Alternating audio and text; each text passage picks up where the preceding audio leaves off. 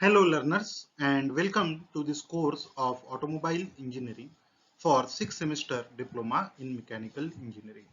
I am Ritesh Harode from Department of Mechanical Engineering, NIT Polytechnic, Nagpur.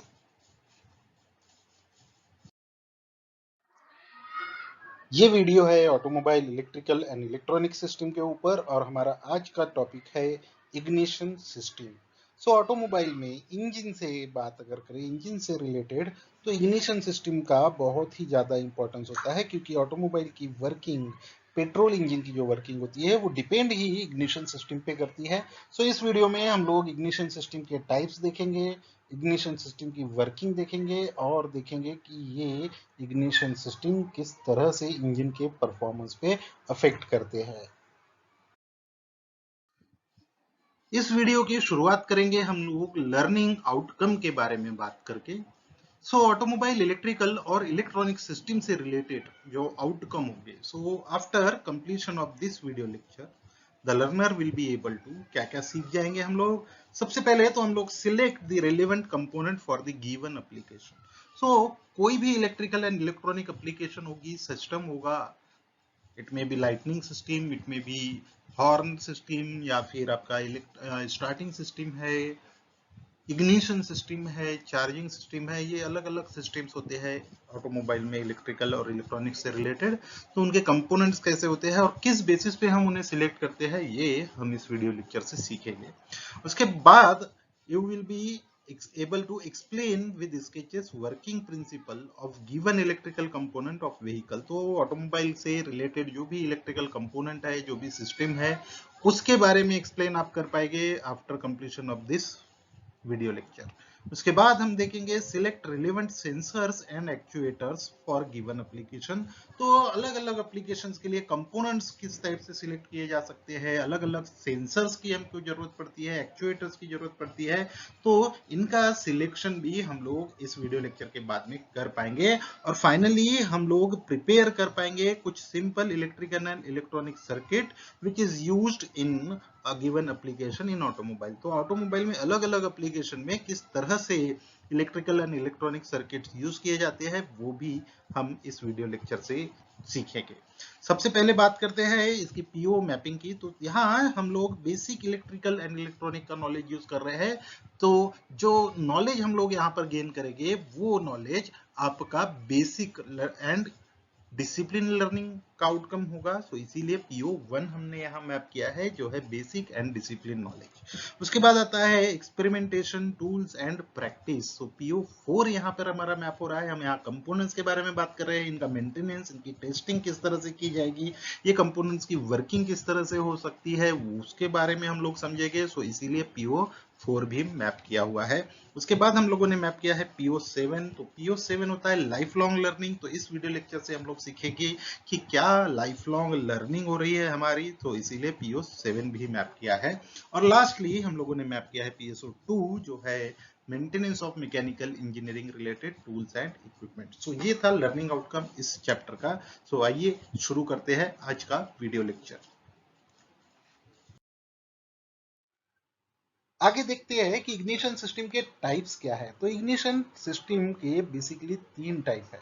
कोई भी ignition system का जो type अगर यहाँ पे आपको दिखाई दे रहा है, ये बेसिकली इस बेसिस पे है कि पावर कहाँ से आ रहा है। तो सबसे पहला होता है बैटरी इग्निशन सिस्टम, जिसको कॉइल इग्निशन भी कहा जाता है, या कई बार आपको ये बैटरी कॉइल इग्निशन सिस्टम के नाम से भी दिखाई देगा। ये आजकल के मैक्सिमम आपको व्हीकल्स में दिखाई देगा। मैग्नेटो इग्निशन सिस्टम भी एक सिस्टम होता है, ये बेसिकली आपको टू व्हीलर्स में ज़्यादा दिखाई देता है। और तीसरा है इलेक्ट्रॉनिक इग्निशन सिस्टम, जो कि मॉडर्न व्हीकल्स में, सभी टाइप के व्हीकल में आपको देखने के लिए मिलता है। आने वाले वीडियोस में और इस वीडियोस में हम लोग एक एक करके इन सारे इग्निशन सिस्टम्स की वर्किंग के बारे में सीखेंगे। Now the second one is magneto ignition system। Magneto ignition system की अगर बात करें तो यहाँ पर और बैटरी कॉइल इग्निशन सिस्टम में सिर्फ एक ही डिफरेंस है, और वो डिफरेंस है कि यहाँ बैटरी जो होती है वो रिप्लेस्ड की जाती है एक रोटेटिंग मैग्नेट से। यहाँ हम लोग एक रोटेटिंग मैग्नेट यूज करते हैं। ये रोटेटिंग मैग्नेट जो होता है ये डायरेक्टली इंजन शाफ्ट के ऊपर माउंट होता है।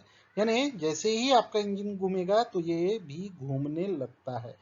ये वाला सिस्टम आपको अगर देखना है तो ये टू व्हीलर्स में बहुत ज़्यादा यूज़ किया जाता है। तो आजकल ये टू व्हीलर्स में आपको देखने के लिए मिलेगा। यहाँ पर क्या है, हमारे पास एक रोटेटिंग मैग्नेट है। जब भी आप इंजन को स्टार्ट करेंगे तो ये रोटेटिंग मैग्नेट घूमने लगेगा, और ये रोटेटिंग मैग्नेट जब घूमेगा तो यहाँ पर आपको एक मैग्नेटिक फील्ड भी होंगी जो नॉर्थ से साउथ की ओर जाएगी, नॉर्थ से साउथ की ओर। तो ये मैग्नेटिक फील्ड जो रहेगी वो भी रोटेट होते रहेगी।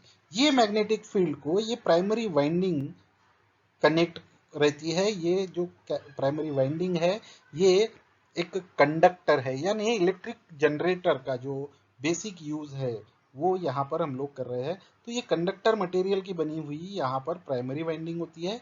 ये प्राइमरी वाइंडिंग ये आर्मेचर के ऊपर लपेटी हुई होती है। तो यहाँ प्राइमरी वाइंडिंग आपको दिखाई देगी, और दूसरी यहाँ पर ही सेकेंडरी वाइंडिंग भी रहेगी। प्राइमरी वाइंडिंग में क्या होगा, कम नंबर ऑफ टर्न्स रहेंगे, सेकेंडरी वाइंडिंग में ज्यादा नंबर ऑफ टर्न्स रहने वाले हैं।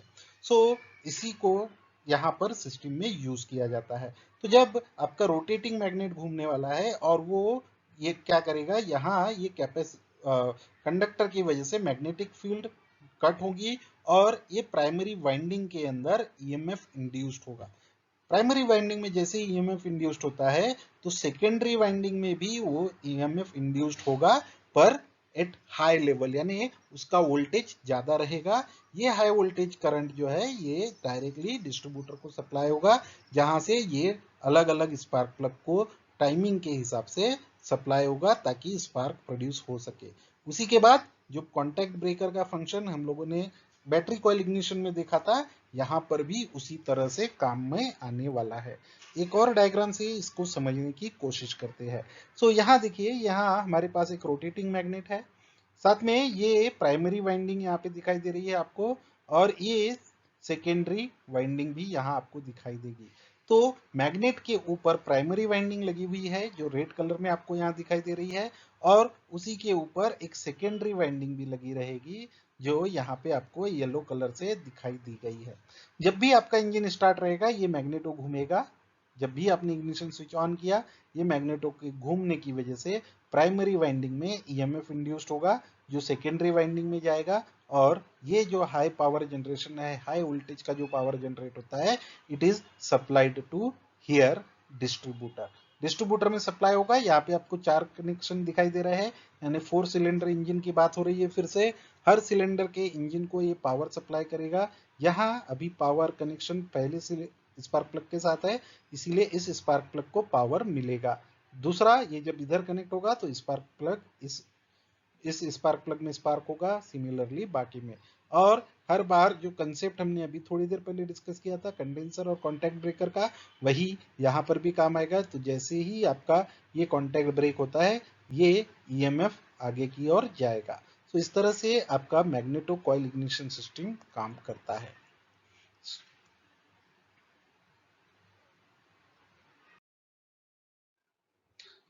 अब डिस्कस करते हैं मैग्नेटो इग्निशन सिस्टम के एडवांटेज और डिसएडवांटेज के बारे में। मैग्नेटो सिस्टम में बेटर रिलायबिलिटी मिलती है। अभी जैसे कि हम लोगों ने देखा था कि बैटरी कॉइल इग्निशन के डिसएडवांटेज होते हैं कि अगर आपकी बैटरी खराब है या बैटरी का मेंटेनेंस आपने नहीं किया है, बैटरी अगर डिस्चार्ज हो गई है तो आपका इंजन स्टार्ट ही नहीं होगा। पर यहाँ वो कोई भी प्रॉब्लम नहीं आती है क्योंकि आपको बैटरी की जरूरत ही नहीं है। जो रिलायबिलिटी है, ये जो सिस्टम है ये रिलायबल होता है, यानी कैसी भी कंडीशन हो आपका ये सिस्टम काम तो करने ही वाला है। Basically this system is better suited for medium and high speed engine. Low speed engine पे मैग्नेटो ज्यादा काम नहीं करता क्योंकि लो स्पीड पर ज्यादा करंट जनरेट नहीं होता है, यानी इनपुट ही अगर आपको कम मिलेगा तो आउटपुट अच्छा नहीं मिल सकता, इसीलिए ये प्रॉब्लम हो सकती है। Basically modern magneto system are more compact, therefore it requires less speed. Battery के कंपैरिजन में अगर मैग्नेटो को देखा जाए तो बहुत कम जगह लेता है, एक ही बार आपको लगाना है। एक बार अगर आपने सिस्टम ये फिट कर लिया तो ये पूरी लाइफ मैग्नेटो सिस्टम में कभी भी कोई भी खराबी नहीं आती है। इसीलिए इसकी लाइफ बहुत ज्यादा होती है, वन टाइम इन्वेस्टमेंट है, कॉम्पैक्ट है सिस्टम। बैटरी के कंपैरिजन में तो सिस्टम बहुत छोटा होता है, और जगह भी कम लगती है, तो इसीलिए ये मैग्नेटो सिस्टम टू व्हीलर में ज़्यादा यूज में आता है। उसके बाद अगर डिसएडवांटेज की बात अगर करें तो कई बार ऐसा होता है कि अगर आपने टाइमिंग स्पार्क टाइमिंग को एडजस्ट करने की कोशिश की तो इसका अफेक्ट वोल्टेज के ऊपर पड़ता है, क्योंकि मैग्नेटो की अगर सेटिंग खराब हो गई तो उसके वजह से क्या होगा, आपकी जो करंट जनरेशन की प्रॉब्लम है वो थोड़ा सा डिस्टर्ब हो जाता है। उसके बाद burning of electrode is possible. अब इस सिस्टम की सबसे बड़ी खासियत क्या है कि हाई स्पीड पे बहुत ज्यादा हाई वोल्टेज जनरेट होता है। अब जितना आप इनपुट दोगे उसके हिसाब से आपका आउटपुट मिलने वाला है सेकेंडरी वाइंडिंग को। तो बैटरी इग्निशन सिस्टम में क्या होता है, 12 वोल्ट का फिक्स इनपुट आपको मिलता है, पर मैग्नेटो इग्निशन सिस्टम में जो इनपुट होता है वो 12 वोल्ट से कम भी हो सकता है, ज्यादा भी हो सकता है। सो वो डिपेंड करता है इंजन की स्पीड पे। तो लो इंजन स्पीड पे क्या होता है, आपको प्रॉपर वोल्टेज नहीं मिलता है। लेकिन हाई स्पीड पे क्या होता है, आपका जो मैग्नेटो से ही इनपुट आ रहा है प्राइमरी वाइंडिंग में वही बहुत ज्यादा हो जाता है, तो उसकी वजह से क्या होता है, बहुत ज्यादा हाई वोल्टेज जनरेट हो सकता है और उसकी वजह से आपके जो स्पार्क प्लग के इलेक्ट्रोड है वो बर्न हो सकते हैं, मेल्ट हो सकते हैं। तो वो एक प्रॉब्लम इस सिस्टम में एसोसिएटेड होता है। उसके बाद cost is more than the magneto ignition system. So जो कॉस्ट है आपकी मैग्नेटो इग्निशन सिस्टम की वो बैटरी के इग्निशन सिस्टम के कंपैरिजन में ज्यादा होती है, क्योंकि मैग्नेटो की कॉस्ट होती है थोड़ी हाई कॉस्ट होती है, लेकिन वो भी वन टाइम इन्वेस्टमेंट है कि एक ही बार आपको उसका जो स्पेंड है वो करना पड़ेगा। सो वो भी एक इतना बड़ा प्रॉब्लम नहीं होता। So cost magneto ignition system की इनिशियल कॉस्ट के बारे में बोलेंगे, वो ज्यादा होती है लेकिन मेंटेनेंस कॉस्ट इसकी बहुत कम होती है। So these are the advantages and disadvantage of magneto ignition system. Now let's compare battery coil ignition system with magneto coil ignition system. So अगर कंपैरिजन किया जाए तो सबसे पहला कंपैरिजन क्या होगा कि बैटरी कॉइल इग्निशन में बैटरी जरूरी है, बैटरी के बिना काम नहीं होगा। मैग्नेटो कॉइल इग्निशन सिस्टम में बैटरी की कोई भी जरूरत नहीं होती। उसके बाद इनपुट करंट की जो जरूरत होती है वो बैटरी सप्लाई करती है, यानी प्राइमरी करंट को जो इनपुट देता है वो बैटरी से मिलता है, वो 12 वोल्ट का होता है। मैग्नेटो यहाँ पर जो मैग्नेटो इग्निशन सिस्टम है, जो इनपुट की जरूरत पड़ती है प्राइमरी सर्किट में वो मैग्नेटो प्रोड्यूस करता है। A good spark is available at low speed. अब जो 12 वोल्ट है वो फिक्स इनपुट आपको मिलता है, तो लो स्पीड पे भी आपको अच्छी स्पार्क मिल सकती है बैटरी इग्निशन सिस्टम पे। पर स्टार्टिंग क्वालिटी जो होती है, स्टार्टिंग जो स्पार्क की क्वालिटी होती है मैग्नेटो इग्निशन सिस्टम में, इंजन की स्पीड लो होने की वजह से वो थोड़ी सी पुअर होती है, पर हायर स्पीड पे ये बहुत अच्छी तरह से काम करता है। उसके बाद इट ऑक्यूपाइज मोर स्पेस। अब बैटरी को और सिस्टम को लगाने के लिए जगह ज्यादा लगती है, तो इसीलिए जो आपका बैटरी कॉइल इग्निशन सिस्टम है it occupies more space, while the magneto ignition system occupies very much less space. तो यहाँ पे बहुत कम जगह की जरूरत पड़ती है, बहुत कॉम्पैक्ट होता है।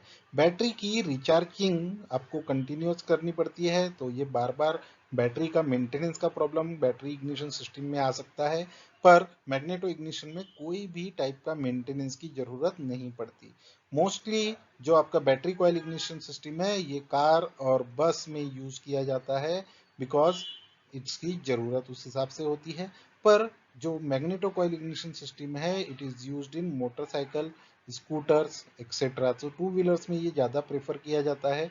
उसके बाद मेंटेनेंस की बात करें तो battery maintenance is regular interval पे बैटरी का मेंटेनेंस करना जरूरी है, जबकि मैग्नेटो इग्निशन सिस्टम में कोई भी मेंटेनेंस की जरूरत नहीं पड़ती। कॉस्ट के बारे में भी आप डिस्कस कर सकते हैं। बैटरी इग्निशन सिस्टम की जो इनिशियल कॉस्ट है वो कम होती है, पर मेंटेनेंस कॉस्ट ज्यादा हो सकती है। मैग्नेटो इग्निशन सिस्टम की जो इनिशियल कॉस्ट है वो ज्यादा है पर मेंटेनेंस कॉस्ट कम है। So this is the comparison of battery coil ignition and magneto coil ignition system. So we have come to the end of this video lecture. Let's summarise कि ये हम लोगों ने इस वीडियो लेक्चर में क्या क्या सीखा। इस वीडियो लेक्चर में हम लोगों ने मैग्नेटो कॉइल इग्निशन सिस्टम के बारे में पढ़ा। मैग्नेटो कॉइल इग्निशन सिस्टम किस तरह से काम करता है, उसके एडवांटेज डिसएडवांटेज के बारे में हम लोगों ने पढ़ा, और फिर हम लोगों ने बैटरी और मैग्नेटो कॉइल इग्निशन सिस्टम को कंपेयर किया।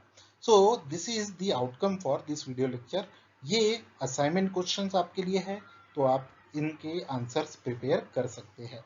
उसके बाद हम लोगों ने पीओ और पीएसओ मैपिंग के बारे में अगर बात करें तो इस वीडियो लेक्चर से हमारा बेसिक और डिसिप्लिन नॉलेज इंप्रूव हुआ है, इसीलिए पीओ 1 सेटिस्फाई होता है। उसके बाद यहाँ हम लोग कुछ प्रैक्टिस के बारे में बात कर रहे हैं, एक्सपेरिमेंटेशन में ये काम में आता है, तो इसीलिए हमारा PO4 भी यहाँ पे सेटिस्फाई होता है। जो नॉलेज हम लोगों ने गेन किया है it will be useful throughout our life, so इसीलिए PO7 लाइफ लॉन्ग लर्निंग भी मैप किया गया है। उसके बाद बात करते हैं PSO2 की, तो PSO2 maintenance of mechanical engineering related tools and equipment भी यहाँ पर मैप होता है। सो ये था इस वीडियो लेक्चर का आउटकम और समरी। अभी तक हम लोगों ने कन्वेंशनल इग्निशन सिस्टम के बारे में बात की है। आने वाले वीडियो लेक्चर में हम लोग बात करेंगे इलेक्ट्रॉनिक इग्निशन सिस्टम की। Till then keep learning. Thank you.